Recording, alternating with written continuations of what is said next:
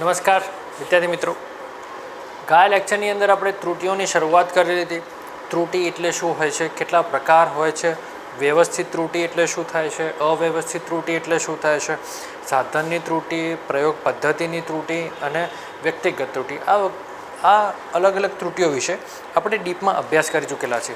હવે એના જ આધારિત આપણે આજે ત્રુટિઓનો અંદાજની શું કરવાની છે, રીતનો અભ્યાસ કરવાનો છે કે એના આધારિત દાખલા કઈ રીતે પૂછાય છે, એની પદ્ધતિ અને એક બે એક્ઝામ્પલ પણ આપણે એનો અભ્યાસ કરીશું.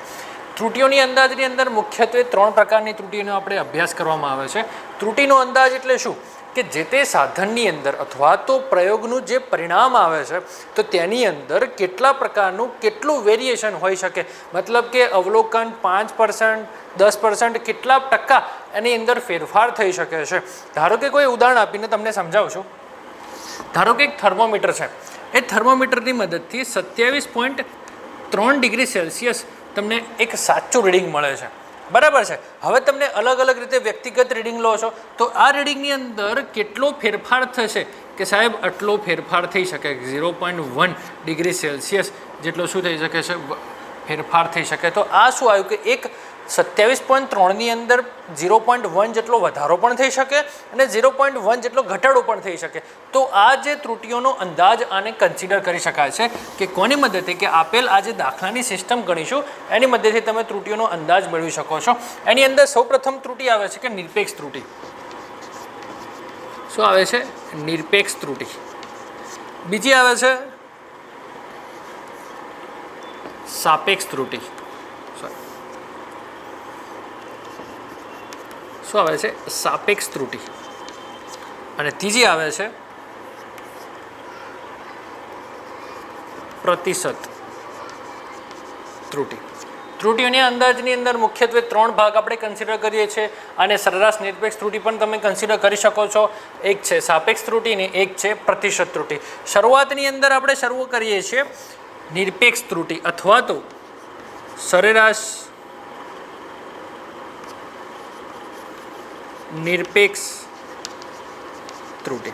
હવે સરેરાશ નિરપેક્ષ ત્રુટિ એટલે શું કે કોઈ સાધનની મદદથી અથવા તો કોઈ પ્રયોગની અંદર સાચું મૂલ્ય, બરાબર છે, સાચું મૂલ્ય અને વ્યક્તિગત મૂલ્ય આ બંનેની અંદર જે ફેરફાર જોવા મળે છે, જે તફાવત જોવા મળે છે એને બેઝિકલી તમે શું કહો છો કે સાહેબ સરેરાશ નિરપેક્ષ ત્રુટિ કન્સિડર કરીએ છીએ.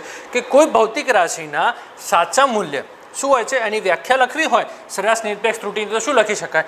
કોઈ ભૌતિક રાશિના સાચા મૂલ્ય અને તેના વ્યક્તિગત લેવામાં આવેલા મૂલ્યની અંદર જે તફાવત સર્જાય છે એ તફાવતને તમે શું કહો છો? સરેરાશ નિરપેક્ષ ત્રુટિ, બરાબર છે. સરેરાશ નિરપેક્ષ ત્રુટિને આપણે ડેલ્ટા એ બાર અથવા તો કોઈ અલગ રીતે પણ સેમ ટુ સેમ આ રીતે દર્શાવી શકાય છે, બરાબર. કોઈ ભૌતિક રાશિ એસ કન્સિડર કરે તો ડેલ્ટા એસનો બાર કન્સિડર છે. મેં અહીંયા એક ભૌતિક રાશિ કન્સિડર કરી છે એ તરીકે, તો આને સરેરાશ નિરપેક્ષ ત્રુટિને ડેલ્ટા એ બાર તરીકે તમે શું કરી શકો છો? કન્સિડર કરી શકો છો. હું એની વ્યાખ્યા લખું કે સરેરાશ નિરપેક્ષ ત્રુટિ એટલે શું થાય છે કે કોઈ ભૌતિક રાશિના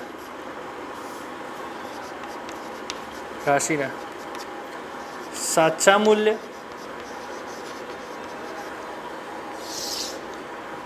અને કોઈ ભૌતિક રાશિના સાચા મૂલ્ય અને વ્યક્તિગત લેવામાં આવતા મૂલ્યમાં ઉદ્ભવતા તફાવતને શું કહે છે? સરેરાશ નિરપેક્ષ ત્રુટિ ડેલ્ટા એ બાર કન્સિડર કરે છે. કે કોઈ ભૌતિક રાશિના સાચા મૂલ્ય અને વ્યક્તિગત લેવામાં આવતા મૂલ્યમાં જે ત્રુટિ ઉદ્ભવ થયો છે કે જે મૂલ્યમાં ઉદ્ભવતા તફાવતને બેઝિકલી તમે શું કહો છો? અને એ તફાવતના અહીંયા આપણે લખી શકીએ છીએ તફાવતના માનને શું કહે છે?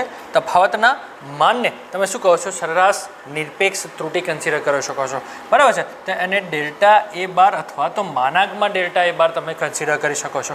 ધારો કે કોઈ ભૌતિક રાશિ છે, ધારો કે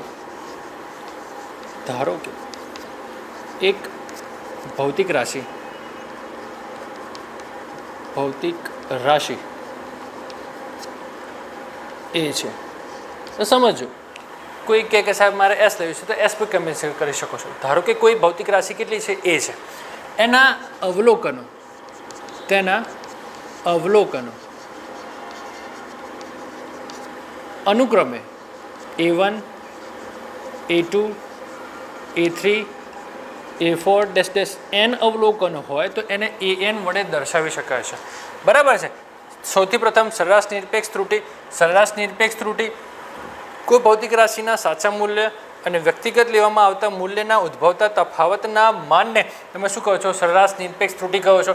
ધારો કે એક ભૌતિક રાશિ A છે, તેના અવલોકનો અનુક્રમે A1 A2 A3 A4 dash dash dash an છે.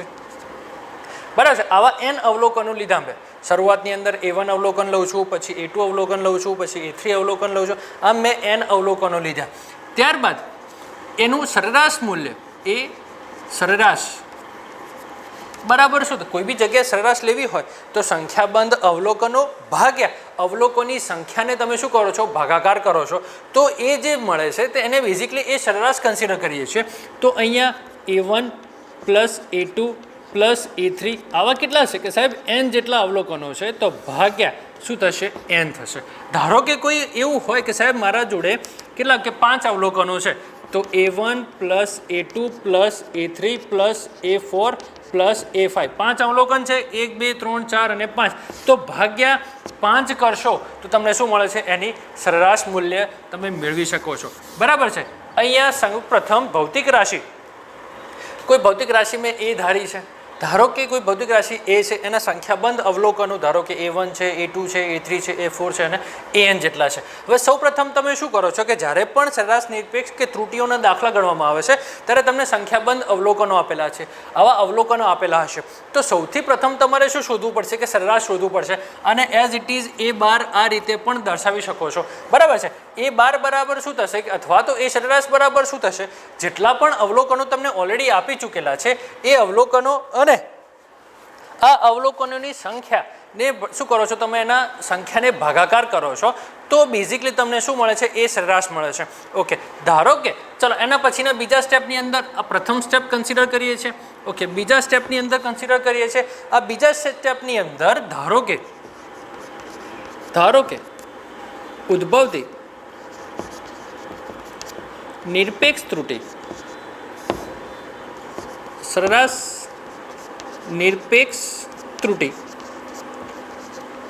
Delta A1 delta A2 dash dash dash delta an હોય તો હવે શું કરવાનું? હવે વાત કરીએ છીએ સરેરાશ નિરપેક્ષ ત્રુટિ શોધવી હોય. ધારો કે ઉદ્ભવતી સરેરાશ નિરપેક્ષ ત્રુટિ પ્રથમની અંદર ડેલ્ટા A1, બીજાની અંદર delta A2 dash dash dash એનમાં પદની અંદર કેટલા ઉદ્ભવે છે? કે સાહેબ ડેલ્ટા an જેટલી ત્રુટિ ઉદ્ભવે છે. તો સરેરાશ નિરપેક્ષ ત્રુટિ શોધવા માટે સૌથી પ્રથમ delta A1 bar is equal to તમે શું કરશો કે તમારું જે મૂલ્ય છે, જે તમારું પ્રથમ અવલોકન છે, તો A1 માઇનસ તમે શું કરશો? A bar is equal to delta A2 તમે ફાઇન્ડ કરવા છે. તો એઝ ઇટ ઇઝ અહીંયા માનાકમાં તમે દર્શાવી શકો છો ડેલ્ટા an. તો A2 બરાબર શું થશે? કે A2 minus A bar as it is delta A3 બરાબર શું થશે? કે A3 માઇનસ A બાર. દરેકે દરેક મૂલ્યને તમે શેમાં દર્શાવો છો? માનાંકમાં દર્શાવો. તો એ જ રીતે તમે n પદ માટે લખવું હોય તો delta an is equal to શું થશે? કે સાહેબ anમું પદ an માઇનસ શું થશે? A બાર થશે. એઝ ઇટ ઇઝ ક્લિયર છે કે દરેકે દરેકના મૂલ્યને તમે શેમાં દર્શાવો છો? કે દરેકે દરેક મૂલ્યને તમે માનાંકમાં દર્શાવો. મતલબ કે અહીંયા જે રીડિંગ આવશે એ ઋણ પણ હોઈ શકે છે અને ધન પણ હોઈ શકે છે. તો એ મૂલ્ય હંમેશા કન્સિડર કરવું પોઝિટિવ મૂલ્ય. એના કારણે આપણે અહીંયા માનાંકમાં દર્શાવીએ છીએ. અહીંયા ધારો કે ઉદ્ભવતી સરેરાશ નિરપેક્ષ ત્રુટિ, દરેકે અવલોકનમાં ઉદ્ભવતી સરેરાશ નિરપેક્ષ ત્રુટિ ડેલ્ટા A1 છે, ડેલ્ટા A2 છે, dash dash dash delta an છે. તો સરખી રીતે લખવું હોય તો એને આ રીતે બીજી વાર લખીએ છીએ. Delta A1 delta A2 dash dash dash delta an. બરાબર છે. ઓકે. તો અહીંયા એનમાં પદની અંદર ઉત્પત્તિ સરેરાશ નિરપેક્ષ ત્રુટિ ડેલ્ટા, ચલો સૌથી પ્રથમ ફરીથી ધારો કે કોઈ ભૌતિક રાશિ એ છે, એના અવલોકન A1 A2 A3 dash dash dash AN છે. ઓકે, તમે સૌપ્રથમ શું શોધશો કે સાહેબ સરેરાશ શોધશું. ઓકે, સરેરાશ બરાબર શું થશે, જેટલા બી તમને સંખ્યાબંધ અવલોકનો આપેલા છે અને ભાગ્યા એઝ ઇટ ઇઝ અવલોકનની સંખ્યા થશે. A1 + A2 + A3 % dash AN થશે, ભાગ્યા n થશે. હવે તારો શું કહે છે કે દરેકે દરેક અવલોકનમાં ઉદ્ભવતી સરેરાશ નિરપેક્ષ ત્રુટિ પ્રથમના ડેલ્ટા A1, બીજાના અંદર delta A2 A3 dash dash dash nમું પદ હોય તો ડેલ્ટા AN બરાબર શું થશે કે ભાઈ પ્રથમ પદમાંથી માઇનસ કરશો એ સરેરાશને, બીજા પદમાંથી એ સરેરાશને માઇનસ કરશો, ત્રીજા પદમાંથી એ સરેરાશને માઇનસ કરશો અને એ જે ત્રુટિ મળશે તો એઝ ઇટ ઇઝ તમને સરેરાશ નિરપેક્ષ ત્રુટિનું સૂત્ર કન્સિડર કરીએ છીએ. સરેરાશ નિરપેક્ષ ત્રુટિ ડેલ્ટા A બાર બરાબર. તો તમે શું કરશો, અહીંયા જેટલા બી અવલોકનો મળે છે તમને as it is delta A1 + delta A2 + delta A3 + n dash delta AN ભાગ્યા શું કરશો, ફરીથી અવલોકનની સંખ્યા કે ભાઈ અવલોકનની સંખ્યા અહીંયા કેટલી છે કે સાહેબ n જેટલી છે. તો અહીંયા તમને શું મળે છે, સરેરાશ નિરપેક્ષ ત્રુટિ મળે છે. અહીંયા મળતી સરેરાશ નિરપેક્ષ ત્રુટિ, તો સૌથી પ્રથમ તમે સરેરાશ શોધો છો, એના પછી સરેરાશ નિરપેક્ષ ત્રુટિ શોધો છો, એના પછીના પદની ચર્ચા કરીએ. એના પછી આવે છે સરેરાશ નિરપેક્ષ ત્રુટિ આવી ગઈ. ચલો એના પછીની પદમાં કન્સિડર કરીએ છીએ સાપેક્ષ ત્રુટિ. શું આવે છે, સાપેક્ષ ત્રુટિ. સાપેક્ષ ત્રુટિ એટલે શું થશે કે સરેરાશ નિરપેક્ષ ત્રુટિ અને સરેરાશ ત્રુટિ આ બંનેના ગુણોત્તરને તમે શું કન્સિડર કરો છો, સાપેક્ષ ત્રુટિ. સાપેક્ષ ત્રુટિ એટલે શું થશે કે ભાઈ ડેલ્ટા A કે સરેરાશ નિરપેક્ષ ત્રુટિ ભાગ્યા સરેરાશ ત્રુટિના ગુણોત્તરને તમે શું કહો છો, સાપેક્ષ ત્રુટિ કહો છો. સાપેક્ષ એટલે એકબીજાની સાપેક્ષે, આની સાપેક્ષે આનું મૂલ્ય બરાબર છે. તો આ બંનેનો જે ગુણોત્તર લો છો કે સરેરાશ નિરપેક્ષ ત્રુટિ એટલે શું થશે કે સાહેબ ડેલ્ટા A બાર માનાંકમાં ડેલ્ટા A નો 12 ભાગ્યા શું થશે કે A બાર થશે. અને આ જે મૂલ્ય હોય છે આ મૂલ્યને આ જે ગુણોત્તર લેવામાં આવે છે કે હંમેશા કેવો હોય છે ખબર છે, એકમ રહિત હોય છે. આ ખાસ યાદ રાખવું, કેવો હોય છે, એકમ રહિત હોય છે. એના પછીના ત્રીજાની વાત કરીએ છીએ તો પ્રતિશત ત્રુટિ. પ્રતિશત ત્રુટિ. પ્રતિશત ત્રુટિની અંદર શું કરો છો કે જે સાપેક્ષ ત્રુટિ છે એને ગુણ્યા 100 કરો છો, મતલબ કે એને ટકામાં કન્વર્ટ કરો છો. તો સાપેક્ષ ત્રુટિનું શામાં કન્વર્ટ થશે, પ્રતિશત ત્રુટિ. ઓકે, સાપેક્ષની પ્રતિશત ત્રુટિ, પ્રતિશત ત્રુટિ બરાબર શું થશે કે ભાઈ ડેલ્ટા A ગુણ્યા 100 બરાબર. બીજી રીતે લખવું હોય તો ડેલ્ટા A ભાગ્યા A બાર ગુણ્યા 100. આ પણ રાશિ હંમેશા શું હોય છે, એકમ રહિત હોય છે. માત્ર ને માત્ર એકમ કોને હોય છે, એક તો સરેરાશ નિરપેક્ષ ત્રુટિને અને એક તો સરેરાશ ત્રુટિને કન્સિડર કરી શકાય છે. બરાબર છે. ધારો કે કોઈ એક્ઝામ્પલ આપ્યો હોય અને તમને કીધું હોય કે નિરપેક્ષ ત્રુટિ શોધો, સાપેક્ષ ત્રુટિ શોધો અને પ્રતિશત ત્રુટિ શોધો. તો સૌથી પ્રથમ તમને સંખ્યાબંધ એક્ઝામ્પલની મદદથી આપણે અહીંયા હાલ સમજાવીશું એટલે તમને સારો ખ્યાલ આવશે કે સૌથી પ્રથમ તમને અવલોકનો આપેલા હોય છે, A1 A2 A3 dash dash dash AN આપેલા હોય છે. ત્યારબાદ સૌ પ્રથમ સરેરાશ કરીએ છીએ. સરેરાશ એટલે શું, દરેકનો સરવાળો ભાગ્યા સંખ્યાબંધ અવલોકનની સંખ્યા એટલે કે ભાગ્યા n થશે. ધારો કે ઉદ્ભવતી સરેરાશ નિરપેક્ષ ત્રુટિ પ્રથમની અંદર ડેલ્ટા A1 છે, બીજાની અંદર ડેલ્ટા A2 છે પ્લસ n ડેશ AN છે. તો દરેકે દરેક અવલોકનની અંદર એક મહત્વની વસ્તુ શું છે, ડેલ્ટા A1 બરાબર શું થશે કે પ્રથમ અવલોકનમાંથી આ જે સરેરાશ આવશે એને શું કરશો, તમે માઇનસ કરશો. તો A1 minus A bar, A2 minus A bar, A3 minus A બાર, nમું હોય તો AN માઇનસ A બાર. અને આ જે બધા અવલોકનો છે એ બધાનું શું કરો છો, તમે ફરીથી સરવાળો કરો છો ભાગ્યા અવલોકનની સંખ્યા.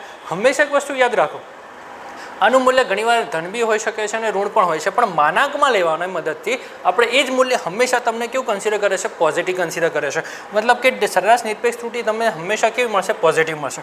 ઓકે, એના પછી આવે છે સાપેક્ષ ત્રુટિ. સાપેક્ષ ત્રુટિ એટલે શું થશે કે આ જે સરેરાશ નિરપેક્ષ ત્રુટિ છે એને સરેરાશ વડે જે ભાગાકાર કરીએ છીએ, જે ગુણોત્તર કરીએ છીએ એને બેઝિકલી શું કન્સિડર કરે છે, સાપેક્ષ ત્રુટિ. અને આ જે સાપેક્ષ ત્રુટિને ગુણ્યા 100 કરવામાં આવે, મતલબ કે ટકામાં કન્વર્ટ કરવામાં આવે તો એની શું મળે છે, પ્રતિશત ત્રુટિ. ઘણીવાર કન્સિડર કરી શકાય કે ભાઈ સાધનની અંદર 10% જેટલી ખામી છે, તો કોની મદદથી શોધી શકાય? કે આ પ્રતિશતની મદદથી શોધી શકાય કે સાહેબ આ સાધનની અંદર 0.01 mmની ત્રુટિ છે, તો કોની મદદથી શોધી શકાય? કે આ સરેરાશ નિરપેક્ષ ત્રુટિની મદદથી શું શોધી શકાય છે?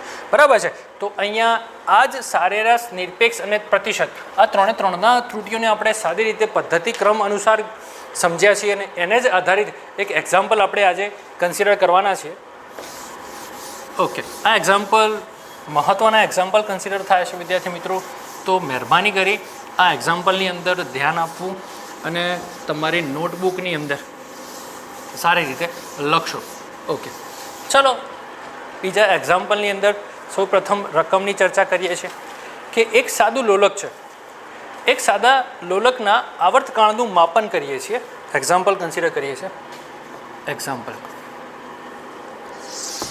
ઓકે, એક સાદું લોલકના આવર્તકાળનું, ચલો એક્ઝામ્પલ કન્સિડર કરીએ છીએ. એક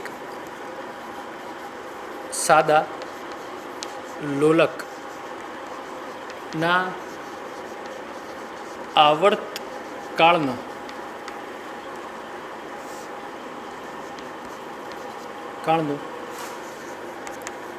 માપન કરતા તેમાં ક્રમિક અવલોકનો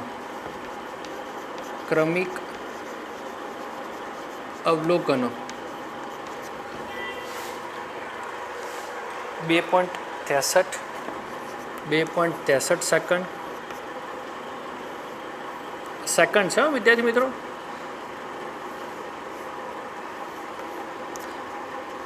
2.56 second, 2.42 second, 2.42 second, 2.72 second, 2.71 second, 2.71 second અને 2.80 સેકન્ડ છે. 2.80 સેકન્ડ છે. તો તેમાં ઉદ્ભવતી સરેરાશ નિરપેક્ષ ત્રુટિ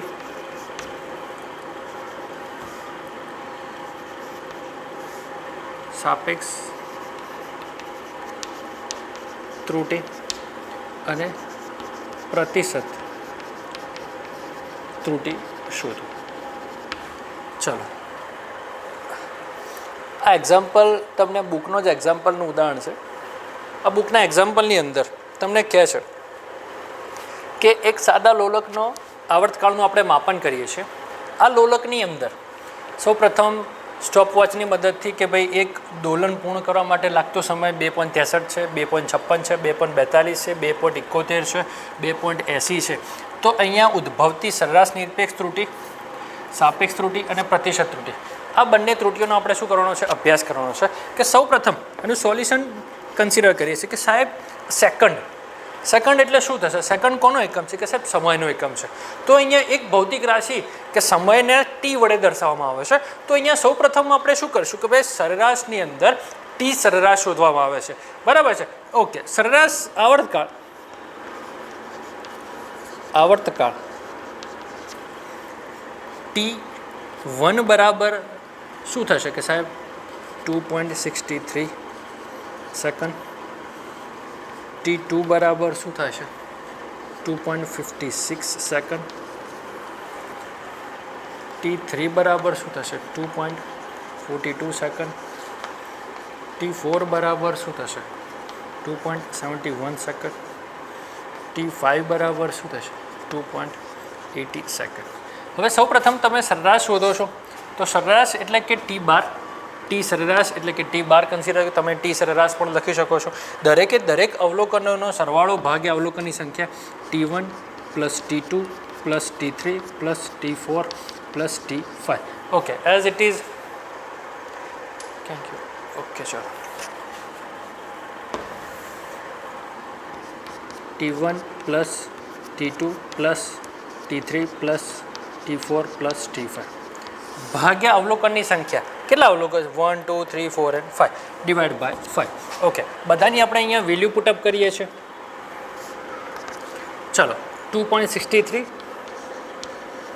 પ્લસ 2.56 પ્લસ 2.42 પ્લસ 2.71 પ્લસ 2.80 ભાગ્યા અવલોકનની સંખ્યા કેટલી છે કે અવલોકનની સંખ્યા કેટલી છે 5 હશે. આ બધાનો તમે એઝ ઇટ ઇઝ ભાગાકાર કરો છો તો એ ભાગાકાર બધાનો સરવાળો લગભગ 13.12 સમથિંગ કન્સિડર કરે છે ભાગ્યા 5 કન્સિડર કરો છો તો એનું મૂલ્ય તમને કેટલું મળે છે 2.624 અને એ જ નિયરલી ઇક્વલ ટુ મૂલ્ય T12 સરેરાશ નિયરલી ઇક્વલ ટુ મૂલ્ય તમને કેટલું મળે છે.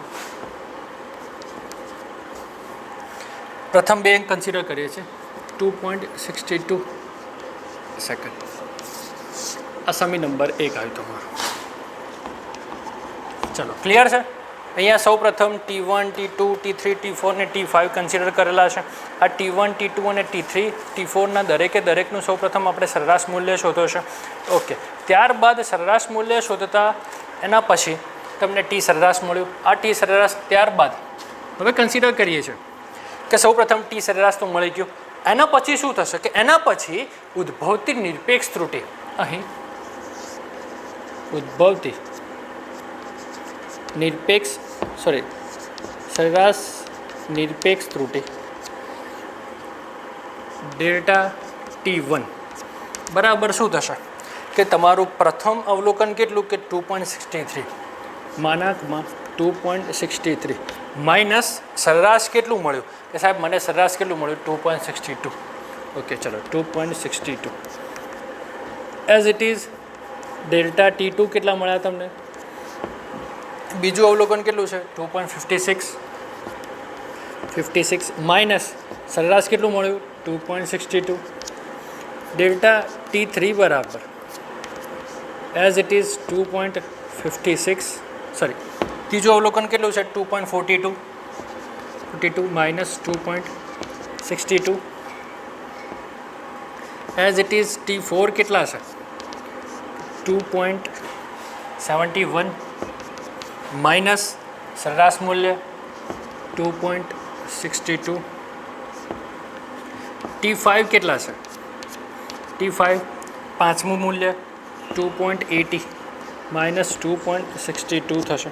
આ દરેકનું માનાંકના અંદર મૂલ્ય શોધશો તો આ જ મૂલ્ય તમને કેવું મળે છે કે પોઝિટિવ મળે છે.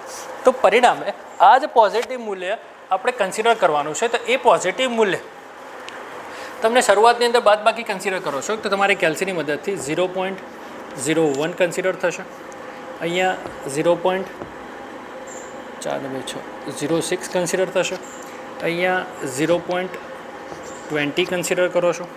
ઓકે, અહીંયા as it is 71 62 okay bus 0.09 consider કરો છો અને અહીંયા એઝ ઇટ ઇઝ 0.18 કન્સિડર કરો છો. તો આ જે દરેક મૂલ્ય મળે છે તો એ દરેક મૂલ્ય તમને શું માનાંકમાં દર્શાવીએ છીએ. માનાંકમાં દર્શાવવાના કારણે તમને એ મૂલ્ય કેવું મળે છે પોઝિટિવ મળે છે. હવે એના પછી સરેરાશ નિરપેક્ષ ત્રુટિ એટલે કે ડેલ્ટા T12 અથવા તો એના માનાંકમાં તમે દર્શાવી શકો છો delta T12 is equal to શું થશે delta T1 bar plus delta T2 plus delta T3 plus delta T4 plus delta T5.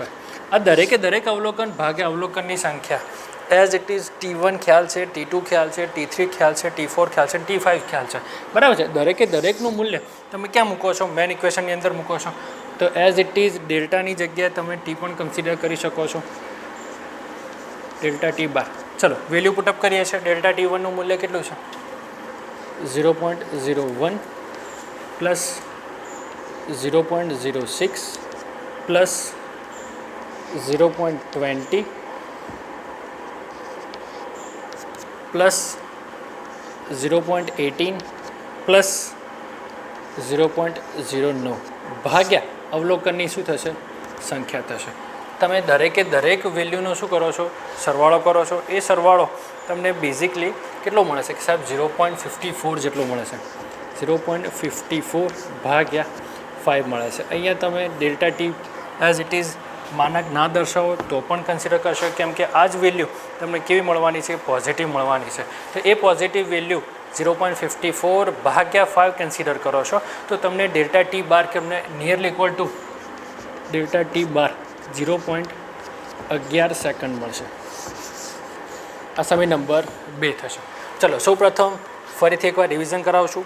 સૌપ્રથમ તમને જેટલા પણ મૂલ્ય આપેલા છે T1, T2, T3, T4 ને T5, ચલો T1, T2, T3, T4 અને 5 મળી ગયા. હવે દરેકનું તમે સરેરાશ શોધશો તો શું કરો છો? સરવાળો કરો છો ભાગ્યા અવલોકનની સંખ્યા. તમને આ અવલોકનની સંખ્યા મળી ગઈ. ઓકે, ત્યારબાદ ઉદ્ભવતી સરેરાશ નિરપેક્ષ ત્રુટિ ડેલ્ટા T1 શોધવા હોય તો વારા પરથી એક રીડિંગમાંથી આ મૂલ્યને શું કરશો? બાદ કરશો.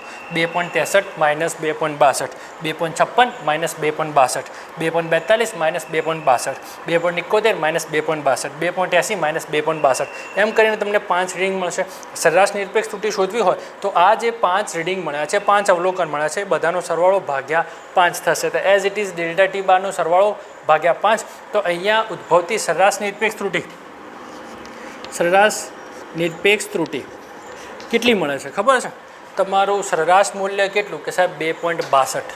ઓકે, 2.62 અને એ જ આની અંદર સરેરાશ નિરપેક્ષ કેટલું કે 0.11 સેકન્ડ. મતલબ કે સરેરાશ નિરપેક્ષ ત્રુટિ તમારો આવર્તકાળ 2.62 તો થશે, બટ સમય અનુસાર 0.11 જેટલો પ્લસ પણ થઈ શકે છે અને 0.11 જેટલો શું થઈ શકે છે?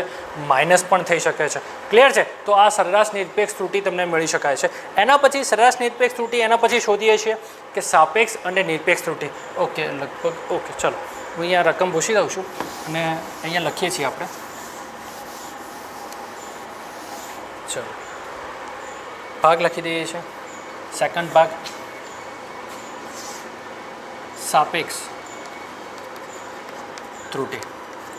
સાપેક્ષ ત્રુટિ એટલે શું થશે કે સાહેબ આ જે નિરપેક્ષ ત્રુટિ, સરેરાશ નિરપેક્ષ ત્રુટિ મળી છે અને જે સરેરાશ ત્રુટિ છે, આ બંનેના ગુણોત્તરને તમે શું કહો છો? સાપેક્ષ ત્રુટિ કહો છો.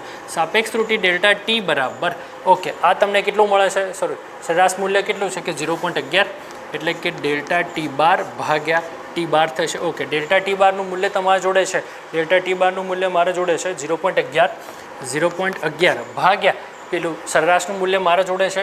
ઓકે, ટી બાર કેટલું છે કે સાહેબ 2.62. આ બંનેનો તમે એઝ ઇટ ઇઝ ગુણોત્તર લો છો તો આ ગુણોત્તર નિયરલી ઇક્વલ ટુ 0.042 જેટલો મળે છે. એક વસ્તુ યાદ રાખો કે સાપેક્ષ ત્રુટિનો કોઈ જ પ્રકારે એકમ હોતો નથી. બરાબર છે?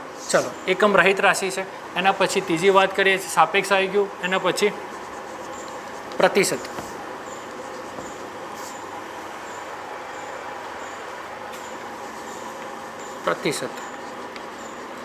ત્રુટિ.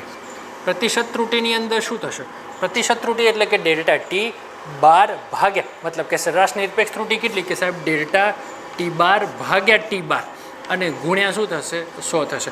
ઓકે, અથવા તો ડેલ્ટા ટી ઇન્ટુ 100 તમે આ રીતે પણ લખી શકો છો. ઓકે, ડેલ્ટા ટી કેટલા છે તમારા જોડે? 0.042. 0.042 ઇન્ટુ 100 તમે સાદરૂપ આપો છો તો તમને કેટલું મળશે? 4.2% જેટલું. સમય નંબર 2, સમય નંબર 3, સમય નંબર 4. બરાબર છે? મતલબ કે સાપેક્ષ, પ્રતિશત અને સરેરાશ નિરપેક્ષ. વિદ્યાર્થી મિત્રો, આ એક અતિ મહત્ત્વનો એક્ઝામ્પલ છે. આ એક્ઝામ્પલની મદદથી તમે સરેરાશ નિરપેક્ષ ત્રુટિ સૌથી પ્રથમ સરેરાશ શોધો છો. આ સરેરાશની અંદર તમને 5 અવલોકન આપેલા છે, T1, T2, T3, T4 ને T5. આ દરેકનો તમે શું કરો છો? સરેરાશ લો છો. એટલે કે 5 અવલોકન છે તો ભાગ્યા 5 લખો, 10 અવલોકન છે તો ભાગ્યા 10 લખો, 20 અવલોકન છે તો ભાગ્યા 20 લખો. દરેકનો શાંતિસર કાળજીપૂર્વક શું કરશો? અહીંયા સરવાળો કરશું ભાગ્યા 5. અહીંયા પોઈન્ટ પછી એઝ ઇટ ઇઝ અહીંયા કેટલા ડિજિટ આપેલા છે? 2 ડિજિટ આપ્યા છે. તો ફાઇનલ આન્સર પણ 2માં જ હોવો જોઈએ. એને રાઉન્ડ ઓફ કરો. જો અહીંયા 2ની પાછળ 5 કરતાં વધારે હોય તો અહીંયા 3 1નું ઉમેરો કરો એઝ ઇટ ઇઝ, અને રાઉન્ડ ઓફ કન્સિડરશું. ત્યારબાદ ટી બાર મળી ગયો એટલે સરેરાશ મૂલ્ય મળી ગયું. ઉદ્ભવતી સરેરાશ નિરપેક્ષ ત્રુટિ શોધવી હોય તો દરેક અવલોકનને 2.63માંથી 2 માઇનસ કરો, 2.56માંથી 2.62 માઇનસ કરો, 2.42માંથી, આમ 5 રીતે અવલોકન મળે છે. અને આ બાદ સરેરાશ નિરપેક્ષ ત્રુટિ શોધવી હોય તો આ જે 5 અવલોકનો છે, આ 5 અવલોકનો તમે શું કરો છો? સરવાળો કરો છો ભાગ્યા કેટલા અવલોકન છે કે ભાગ્યા 5. તો આ જે મૂલ્ય મળે છે આ મૂલ્ય સરેરાશ નિરપેક્ષ ત્રુટિ કન્સિડર કરીએ છીએ. હવે તમારા જે અવલોકન છે આ અવલોકનની અંદર તમને આ ત્રુટિ કેટલી જોવા મળે છે કે મેન સરેરાશની અંદર 2.62 તો હશે, પણ કેટલો વધારો અથવા તો કેટલો ઘટાડો 0.11 જેટલો વધારો પણ થઈ શકે છે, 0.11 જેટલો બાદબાકી પણ ચોક્કસ મૂલ્ય આધારિત તમે કન્સિડર કરી શકો. ત્યારબાદ સાપેક્ષ ત્રુટિની અંદર શું થશે કે આ જે નિરપેક્ષ ત્રુટિ એ 0.11 સેકન્ડ નિરપેક્ષ ત્રુટિ છે એ નિરપેક્ષ ત્રુટિને સરેરાશ મૂલ્ય વડે શું કરવામાં આવે છે, ભાગાકાર કરવામાં આવે છે. તો આ ભાગાકાર 0.11 ભાગ્યા 2.62 એ લગભગ 0.042 જેટલું આવે છે, અને આને જ ગુણ્યા 100 કરવામાં આવે તો તમને શું મળે છે, પ્રતિશત ત્રુટિ મળે છે. તો આ વિદ્યાર્થી મિત્રો અહીંયા તમારો આખો એક્ઝામ્પલ શું થાય છે, સંપૂર્ણ 3 માર્ક્સનું કન્સિડર કરવામાં આવે છે વિદ્યાર્થી મિત્રો. ઓકે, નેક્સ્ટ લેક્ચરની અંદર નવા એક્ઝામ્પલ સાથે મળીશું. અત્યાર સુધી જે પણ ચલાવ્યું છે તેનું રિવિઝન કરો. Thank you.